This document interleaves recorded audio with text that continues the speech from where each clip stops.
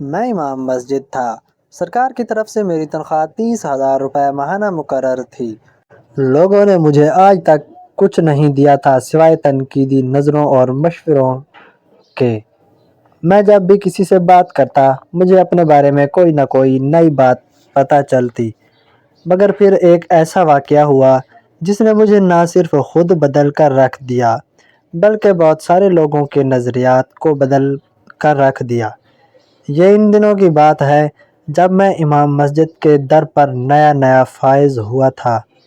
میری بیوی اور ایک چھوٹا بچہ بھی میرے ساتھ رہا کرتے تھے۔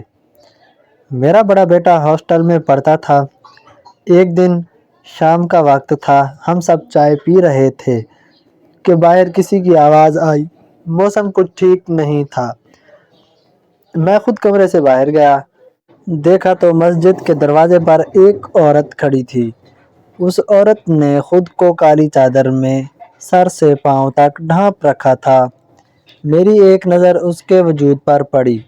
وہ بے انتہا پرکشش عورت تھی۔ اس کی آنکھیں بہت ہی گہری اور جھیل سی تھیں جبکہ رنگ سورج کی طرح چمکتا ہوا تھا۔ میں اسے دوبارہ بھی دیکھنا چاہتا تھا مگر اپنے ایمان کی خاطر نظریں جھکا لیں اور اس سے پوچھا، جی بہن آپ کو کیا چاہیے؟ خدا کے لیے مجھے ابھی کھانے کے لیے کچھ دے دو، میرے پیٹ میں چوہے دوڑ رہے ہیں، ساری عمر تمہیں دعائیں دوں گی۔ اس نے بڑی بے تکلفی سے کہا تھا۔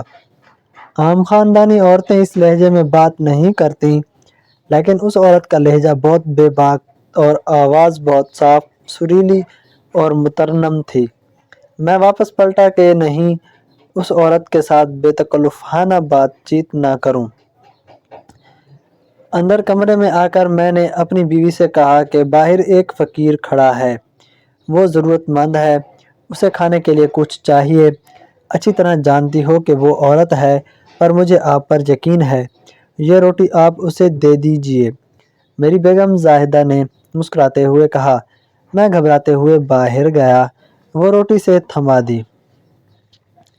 اس نے بڑی ہی دل لگانے والے انداز میں مجھے شکریہ کہا۔ تبھی آس پاس گزرتے کچھ لوگ مجھے عجیب نظروں سے دیکھنے لگے۔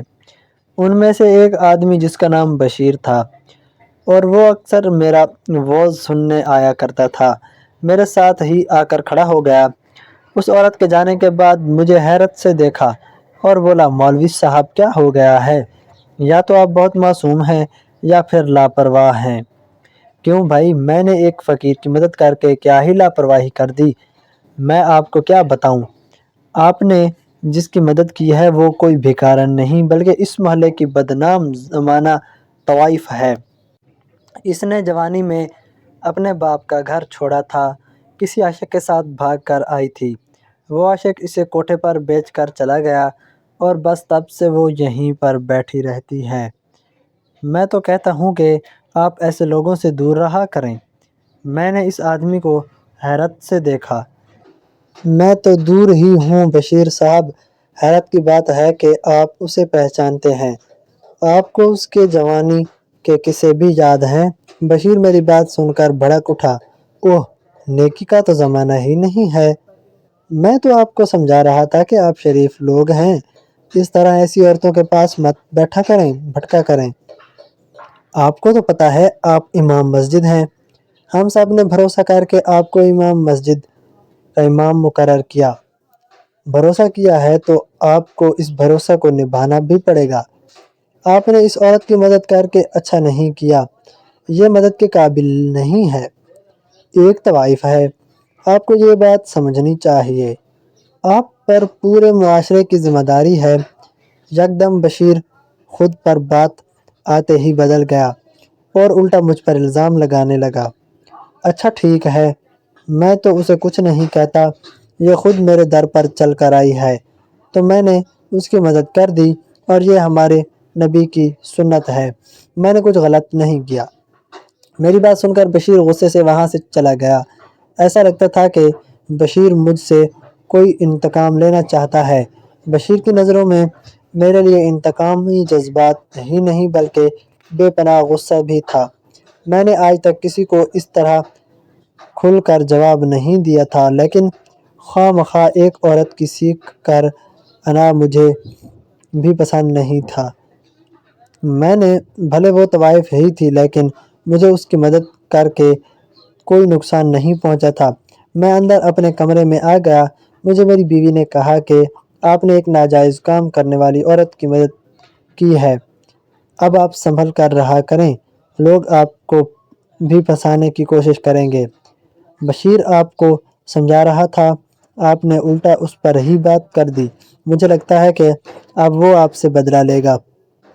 بیگم کی بات سن کر مجھے ذرا بھی ڈر نہیں لگا، نہ ہی مجھے فکر ہوئی، کیونکہ میں جانتا تھا کہ بشیر جو بھی کر لے مجھے تب تک نقصان نہیں پہنچا سکتا جب تک میرے رب نے نہیں چاہا۔ لیکن رفتہ رفتہ یہ بات سارے محلے میں پھیل گئی کہ مولوی امام الدین نے اس طوائف کی مدد کی ہے، مگر حیرت کی بات یہ تھی کہ اب وہ بھی اکثر مسجد کے دروازے پر آ کر کھڑی ہو جاتی اور مدد مانگتی۔ اب مجھے یہ بات کھٹکنے لگی تھی، کیونکہ وہ کبھی بھی اس طرح بلا اجازت میرے گھر کے باہر نہیں آیا کرتی تھی، لیکن آج کل اس کے چکر کچھ زیادہ ہی لگنے لگے تھے۔ مجھے میری بیوی نے کہا کہ ہو سکتا ہے کہ وہ آپ کو جان بوجھ کر پھنسانے کے چکر میں ہو۔ ایسی عورتیں نیک شریف مردوں پر ڈورے ڈالتی ہیں تاکہ ان کی شہرت اور ان کی عزت کو بھی خراب کر سکیں۔ میں نے اپنی بیوی کی بات کان پر نہ دھری، کیونکہ میں کسی بھی صورت اپنی بدنامی نہیں چاہتا تھا۔ سو میں نے اس بدنامی نیلم عورت سے صاف صاف بات کی۔ میں نے کہا، دیکھو بیوی، تمہیں صرف اور صرف روٹی سے غرض ہے۔ اس نے ہاں میں سر ہلایا۔ تو وہ تمہیں آئندہ یہیں سے مل جایا کرے گی، تم اس جگہ سے آ کر لے لینا۔ میں نے اسے امام مسجد کے ساتھ ہی بنی ایک خفیہ جگہ دکھائی، جہاں پر ہم کھانا کھڑکی کے اندر سے رکھ دیتے تھے اور وہ باہر سے اٹھا لے کر جاتی تھی۔ اس دن کے بعد سے نیلم نے مجھ سے کوئی بات نہیں کی۔ نیلم جب بھی آتی ہمیں پتہ چل جاتا تھا، کیونکہ وہ اللہ تعالیٰ کی قسمیں کھا کر ہمیں دعائیں دیتی۔ ایک دن میری بیوی کہنے لگی، سنیے، اگر یہ عورت طوائف ہے، اس کے گاہک بھی ہوں گے۔ میں نے تو سنا ہے کہ طوائفیں ایک دن کا 5,000 روپے کماتی ہیں، پھر یہ کیسی طوائف ہے، اس کے پاس تو کھانے کے پیسے بھی نہیں ہوتے، یہ روز ہم سے آ کر کھانا مانگتی ہے۔ بیوی کی بات سن کر مجھے بھی احساس ہوا کہ شاید وہ صحیح کہہ رہی ہے۔ ہو سکتا ہے کہ نیلم بی بی جان بوجھ کر مجھ سے باتیں کرنے آتی ہو تاکہ مجھے محلے میں بدنام کر سکے، لیکن وہ ایسا کرے گی کیوں؟ میں نے اس کا کیا بگاڑا تھا جو وہ کوئی بھی ایسی بات کرتی جو مجھے نقصان پہنچاتی؟ میں تو ہمیشہ اس کی مدد کرتا آیا تھا۔ خیر اب تو میں دروازے پر بھی نہیں جاتا تھا۔ میں نے اپنی بیوی سے کہا کہ وہ مطمئن رہے اور کبھی بھی نیلم کے سامنے نہ آئے۔ خدا نخواستہ اسے واقعی میں پیسوں یا کھانے کی ضرورت ہو تو ہم اسے دھتکار دیں تو بھی اچھی بات نہیں ہے، اور اس کے ساتھ زیادہ تعلقات بڑھائیں گے تو بھی مسئلہ ہے۔ ہم دونوں ایسے ہی تھے۔ ایک دن میری بیوی کو اپنے میکے جانا پڑا۔ اس دن موسم کچھ خراب سا تھا، بارش ہو رہی تھی، اور اس کے جانے کے بعد بارش زیادہ تیز ہو گئی۔ بیوی کے میکے سے فون آیا تھا کہ اس کی ماں کی طبیعت خراب ہے، اسی وجہ سے اسے جانا پڑا تھا۔ میں اگرچہ اداس بھی تھا، کیونکہ میرے چھوٹے بچے کو سنبھالنے والا پیچھے اور کوئی بھی نہیں تھا۔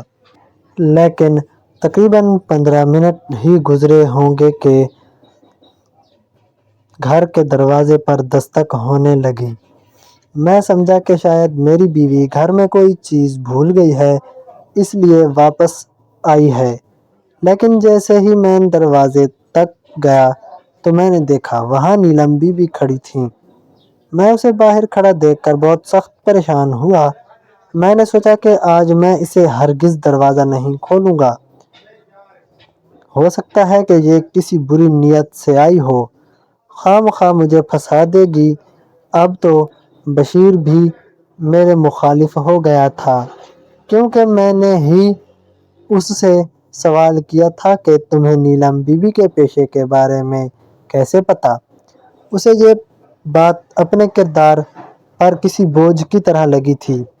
اسی وجہ سے وہ مجھ سے بدگمان ہو گیا تھا۔ اب مجھے اس کا ڈر لگ رہا تھا۔ میں نے نیلم بی بی کو دروازہ نہیں کھولا اور اپنے کام میں مگن ہو گیا، مگر تیز بارش تھی اور نیلم بی بی دستک کی آواز بڑھتی ہی جا رہی تھی۔ اس نے دروازے کو زور زور سے پیٹنا شروع کر دیا۔ میں نے دل میں سوچا کہ اگر میں نے دروازہ نہیں کھولا تو ہو سکتا ہے کہ لوگ زیادہ تماشا بنائیں۔ لوگ تو یہی کہیں گے کہ میں نے نیلم بی بی کو گھر کا دروازہ نہیں کھولا، پتہ نہیں وہ پہلے بھی آتی رہی ہے، اس طرح کی باتیں کریں گے۔ میرا دل بے چین ہو گیا تھا۔ دروازہ نہ بھی کھولتا تو محلے کے لوگ اس بات کو ضرور محسوس کرتے کہ نیلم میرے گھر کا دروازہ ہی کیوں بجا رہی تھی، آخر وہ کسی اور گھر میں کیوں نہیں جا گئی۔ بالآخر میں نے دروازے کے اندر والا پردہ ہٹایا اور نیلم بی بی سے دریافت کیا، کیا بات ہے نیلم بی بی، تم کیوں میرے دروازے کے ساتھ کھڑی ہو؟ چاہتی ہو کہ میں بھی بدنام ہو جاؤں؟ خدا کے لیے ایسا مت کرو، کھانا چاہیے تو میں کھڑکی میں رکھ دیتا ہوں، لے جاؤ۔ ایسا کہو امام دین، میں تمہارے دروازے پر آئی ہوں، مجھے تم خالی ہاتھ لوٹاؤ گے تو اللہ تمہیں بخشے گا نہیں۔ اللہ کی بندی ہوں، میں تمہارے گھر گناہ کرنے تو نہیں آئی، دروازہ کھولو، میں تمہیں کھا تو نہیں جاؤں گی، اتنی بری نہیں ہوں میں۔ اس کی پکار میں ایسی بات تھی کہ میں دروازہ کھولنے پر مجبور ہو گیا۔ میں نے نیلم کی حالت دیکھی تو میں بھی گھبرا گیا۔ اس کی کالی سی چادر بارش کے پانی سے بھیگی ہوئی تھی، اس کے چہرے کے بال اس کے ماتھے پر پانی کے ساتھ چپکے ہوئے تھے، لگتا تھا جیسے وہ کافی دیر سے بھاگتی رہی ہے۔ میری نظر اس کی پیشانی پر پڑی تو میں چونک کر رہ گیا۔ اس کی پیشانی پر خون تھا اور ہلکا سا خون اس کی گردن پر لگا ہوا تھا۔ ہائے اللہ، یہ کیا مصیبت میرے گھر آئی گئی؟ میں نے دل میں سوچا۔ تم نے یہی سوچا ہوگا کہ میں کیا مصیبت تمہارے گھر آ گئی، وہ تھکے تھکے نڈھال سے لہجے میں بولی تو مجھے اس پر بے انتہا ترس آیا۔ دیکھو نیلم بی بی، میں ایک شریف آدمی ہوں اور آج تو میری بیوی بھی گھر پر نہیں ہے، وہ اپنے میکے گئی ہے، تم خدا کے لیے کہیں اور چلی جاؤ۔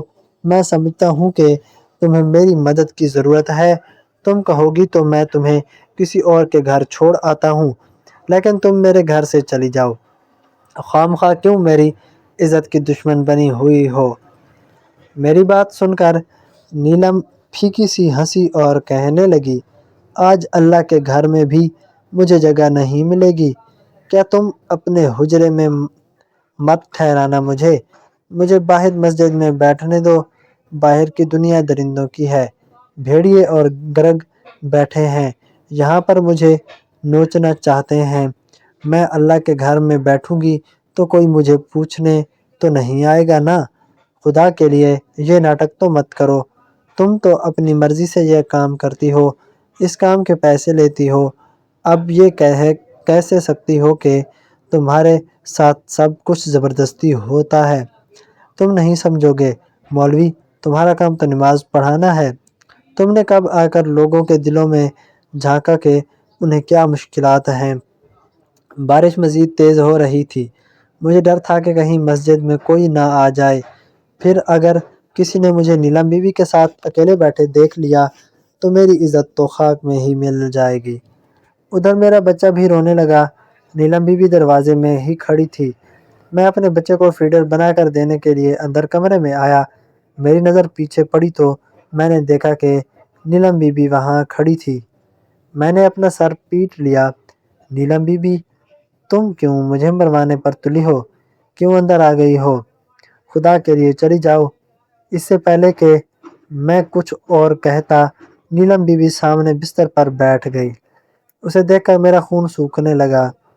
میں نے جلدی سے حجرے کا دروازہ بند کر دیا۔ کسی نے تمہیں اندر آتے دیکھا تو نہیں؟ اس نے نفی میں سر ہلا دیا۔ نہیں دیکھا مولوی۔ تم کیوں پریشان ہو رہے ہو؟ مجھے تو لگتا ہے کہ تم اللہ سے زیادہ لوگوں سے ڈرتے ہو۔ یہ کہہ کر نیلم نے پاس پڑا پانی کا گلاس اٹھایا اور پانی پینے لگی۔ پانی پیتے پیتے ہی اسے سخت کھانسی آ گئی۔ نیلم کھانسنے لگی۔ میرا بچہ الگ رو رہا تھا۔ میں نے نیلم کے کھانسنے کی پرواہ نہیں کی۔ بچے کو فیڈر بنا کر اس کے منہ میں ڈال دیا۔ دیکھا تو نیلم کی حالت سخت بگڑ رہی تھی۔ کیا ہوا ہے تمہیں؟ میں نے اسے چھت سے پوچھنے کی کوشش کی۔ لگتا ہے کہ میری موت تمہارے حجرے میں ہی لکھی تھی۔ نیلم یہ کہہ کر ایک طرف کو ڈھلک گئی۔ میں نے دیکھا کہ اس کا چہرہ سفید پڑ رہا تھا۔ اس کی آنکھیں کھلی ہوئی تھیں۔ میں اسے دیکھتا ہی رہ گیا۔ اس کی آنکھوں میں ایسا غم اور اداسی تھی کہ میری آنکھیں بھی نم ہو گئیں۔ میں نے دیکھا نیلم کی حالت خراب تر ہوتی جا رہی ہے۔ باہر جا کر لوگوں کو بلاتا، ڈاکٹر کو بلاتا، کیا کرتا؟ میں ہر طرف سے گر چکا تھا۔ میں نے نیلم کو ہٹانے کی بھی کوشش نہیں کی۔ اگر میں اسے اٹھاتا تو یا پکڑ کر باہر لے جاتا تو بھی سو باتیں بنتیں۔ میں نے ڈرتے ڈرتے اس کی نبض پر ہاتھ رکھا تو اس کا ہاتھ ٹھنڈا پڑ چکا تھا۔ نبض نے حرکت کرنا بند کر دی تھی۔ نیلم کی موت واقع ہو چکی تھی۔ میں پھٹی پھٹی آنکھوں سے اسے دیکھنے لگا۔ ایک جوان بھاری بھر کم عورت کو اپنے گھر سے اٹھا کر باہر بھی کیسے لے جاتا تھا جبکہ اس کی جان نکل چکی تھی۔ یا اللہ، لوگ کیا سوچیں گے میرے بارے میں؟ یا اللہ، تو میری عزت رکھنے والا ہے۔ میں دل ہی دل میں گڑ گڑا کر اللہ سے دعائیں مانگنے لگا۔ اتنے میں مسجد میں اذان کا وقت ہو گیا۔ لوگوں نے مسجد میں آنا شروع کر دیا۔ دو چار لوگ تو میرے حجرے کی طرف بھی آ گئے۔ ایک نے دروازے پر دستک دے کر پوچھا، مولوی صاحب خیریت تو ہے؟ آج آپ اذان دینے باہر نہیں آئے، سب کچھ ٹھیک تو ہے؟ میں انہیں کیا بتاتا کہ مجھ سے کیا غلطی سرزد ہو گئی۔ میں نیلم بی بی کو اندر لے آیا۔ میرے لیے تو زندگی عذاب بن گئی۔ میں نے ڈرتے ڈرتے حجرے کا دروازہ کھولا۔ دیکھ کر میری جان ہی نکل گئی۔ سامنے تو بشیر کھڑا تھا۔ یا خدایا بشیر، تو میرا پرانا دشمن تھا۔ اس نے تو مجھے پہلے دن ہی نیلم بی بی کو روٹی دینے سے منع کیا تھا۔ آج جب کہ وہ دروازے پر کھڑا تھا اور نیلم کا لاشا اندر پڑا ہے، میں اسے کیا جواب دوں گا؟ میرا دل کانپنے لگا۔ بشیر کی نظر خود ہی کالی چادر والی نیلم پر پڑ گئی۔ یہ وہی ہے نا؟ میں نے کیا کہا تھا مولوی صاحب کہ ایک دن آپ بھی اس کے چنگل میں پھنس جائیں گے؟ بالآخر وہی ہوا جس کا مجھے ڈر تھا۔ یہ عورت ہی ایسی ہے۔ بکواس بند کرو تم لوگ۔ کتنے سنگ دل اور بے حس ہو۔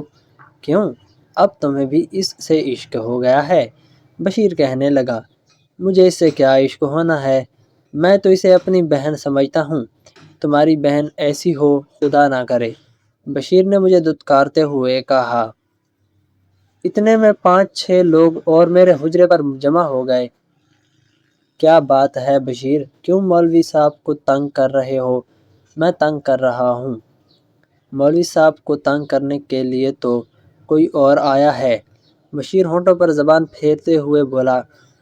مجھے اس کی یہ حرکت بہت بری لگی لیکن میں ضبط کر گیا، خاموشی سے کھڑا رہا۔ میں نے ان لوگوں سے کہا کہ مجھے مسجد امام میں صرف ایک ضروری اعلان کرنا ہے۔ بشیر بھی اپنی جگہ پر کھڑا ہی رہ گیا۔ میں نے جا کر نیلم طوائف کے موت کی خبر اعلان کی صورت میں بیان کر دی۔ بشیر تو پھٹی پھٹی آنکھوں سے مجھے دیکھتا ہی رہ گیا۔ سب لوگوں کو پتہ چل چکا تھا کہ نیلم طوائف اس دنیا سے جا چکی ہے۔ بشیر کو کچھ خاص دلچسپی تھی۔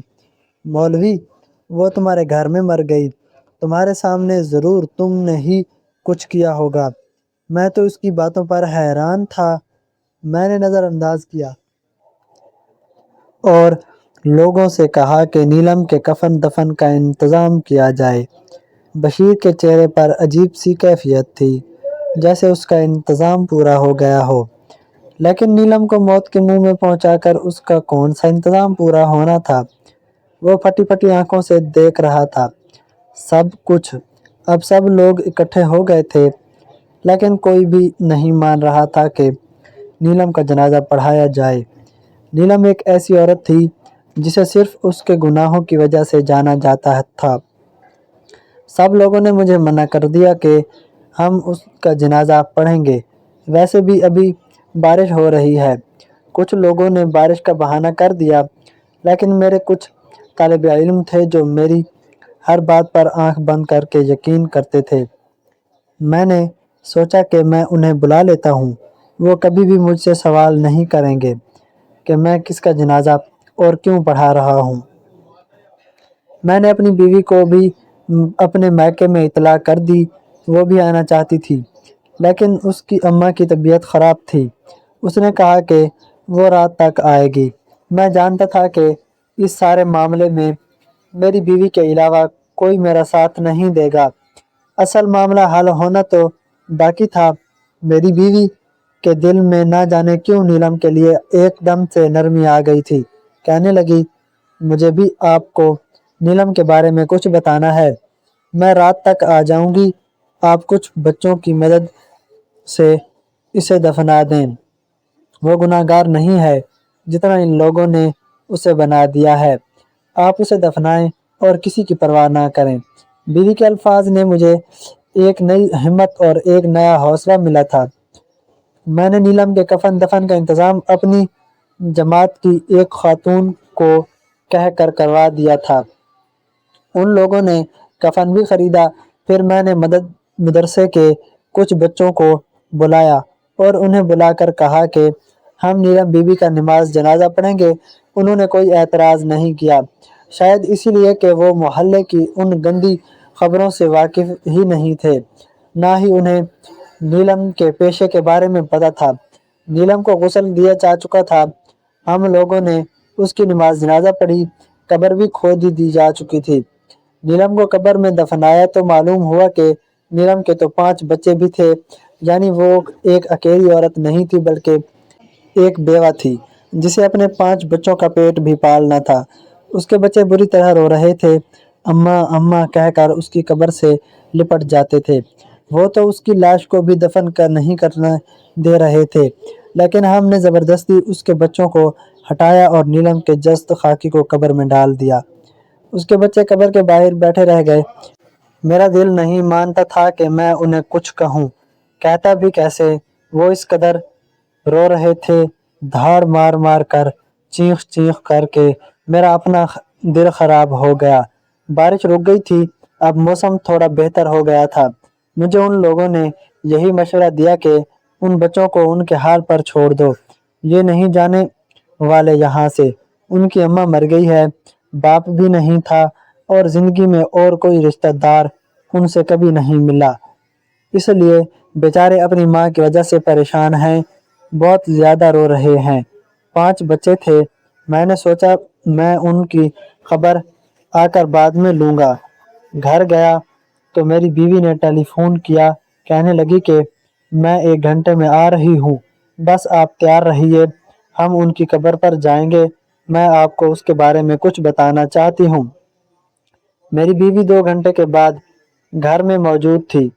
اس نے بھی نیلم کی موت کا کافی افسوس کیا، کہنے لگی کہ مجھے اگر اس کے بارے میں پتہ ہوتا تو میں کبھی بھی ایسی بات نہ کرتی جو میں نے آپ سے پہلے کی تھی۔ تمہیں کیسے پتہ آج نیلم کے بارے میں؟ تم اتنا نرم گوشہ کیسے رکھتی ہو دل میں؟ کیا کسی نے کچھ بتایا ہے تمہیں؟ ہاں، لیکن وعدہ کریں گی کہ آپ اس بنیاد پر مجھے برا نہیں سمجھیں گے اور نہ ہی میرے خاندان والوں کو۔ نہیں سمجھوں گا، میں تو خود اس کا خیر خواہ تھا، میں نے اسے برا نہیں سمجھا تو اس سے تعلق رکھنے والوں کو کیوں کر برا سمجھوں گا۔ مجھے میرے بھائی نے بتایا ہے کہ نیلم نے یہ سب کام مجبوری میں شروع کیا تھا۔ اس کے شوہر کی وفات کے بعد اس کے رشتہ داروں نے اس کے بچوں کو بالکل اپنے گھر نے سے بھی منع کر دیا۔ وجہ صرف اتنی سی تھی کہ نیلم کا تعلق ایک نچلی ذات سے تھا۔ شوہر کے رشتہ داروں کو ساری زندگی اسی کا سوگ رہا کہ وہ ہمارے خاندان کی نہیں ہے، بس اسی وجہ سے وہ اسے حقیر سمجھتے رہے، تعلق ناتا سب ختم کر دیا۔ بیچاری کہاں جاتی؟ جب اس کی موت قریب آئی تو اسے 30-40 دن پہلے نیلم کا رویہ بدل چکا تھا۔ جو بھی گاہک آتا وہ اسے قبر کی طرف حقیقت بتانے لگتی، کبھی اسے قرآن پاک کی صورتیں سناتی۔ اب لوگ اس سے ڈرنے لگے تھے، سبھی کو لگتا تھا کہ نیلم کوئی اور چیز ہے، وہ بلاتے تو دعوتیں گناہ دے کر، لیکن جب اس کے پاس جاتے وہ تو قرآن پاک کی صورتیں پڑھنا شروع کر دیتی۔ یہ بڑا عجیب معاملہ تھا۔ نیلم پہلے ایسی نہ تھی، گانے گایا کرتی تھی، رقص کیا کرتی تھی، اپنے گاہکوں کو مزید طریقوں سے محفوظ کیا کرتی تھی، لیکن پتہ نہیں موت سے پہلے شاید اللہ نے اس کا خاتمہ بالخیر لکھا تھا کہ وہ یکسر بدل گئی تھی۔ قرآن پاک کی تلاوت کرتی اور اس نے یہ کام بھی چھوڑ دیا تھا۔ بھیک مانگ کر کھانا کھایا کرتی تھی، لیکن کبھی بھی کسی آدمی کو اپنی طرف نہ آنے دیتی۔ اس نے اپنے سارے گناہوں والے کام ختم کر دیے، اور مجھے لگتا ہے کہ اللہ نے اسے وجہ سے اسے اتنی مبارک موت دی ہے کہ وہ ایک مسجد کے احاطے میں فوت ہوئی۔ اس نے اپنی جان اللہ کے گرد گھر میں دی ہے۔ میں یہ سن کر بڑا متاثر ہوا۔ مجھے نیلم کے بچوں کی یاد آئی۔ میں اور میری بیگم دونوں قبرستان کی طرف چل پڑے۔ رات کا وقت تھا، تقریباً 2-3 بجے چکے تھے۔ ہم لوگ فیملی کی بات کرتے کرتے اس کے بچوں کو بھول گئے۔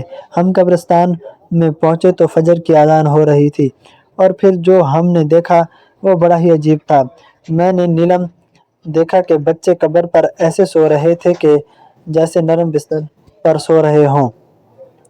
ان کے آس پاس بہت سارے کیڑے مکوڑے بھی تھے، مگر مجال ہے جو ایک بھی کیڑا نیلم کے بچوں کی طرف آیا ہو۔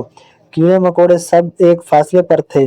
نیلم کے بچوں پر ایسے سکون طاری دیکھ کر مجھے یقین بھی ہو گیا تھا کہ نیلم کی زندگی بدکاریوں میں گزری، گناہ میں گزری، لیکن اللہ نے جاتے جاتے نیلم پر اپنی رحمت کا سایہ کر دیا تھا۔ اس لیے اب میں اس کے بچوں کو اپنے گھر لے آیا ہوں۔ محلے والے بھلے ہزار باتیں کریں، لیکن میں ان بچوں کی ذمہ داری لینا چاہتا ہوں۔ اس بارے میں آپ کا کیا خیال ہے؟ مجھے اپنی رائے سے ضرور آگاہ کیجیے گا۔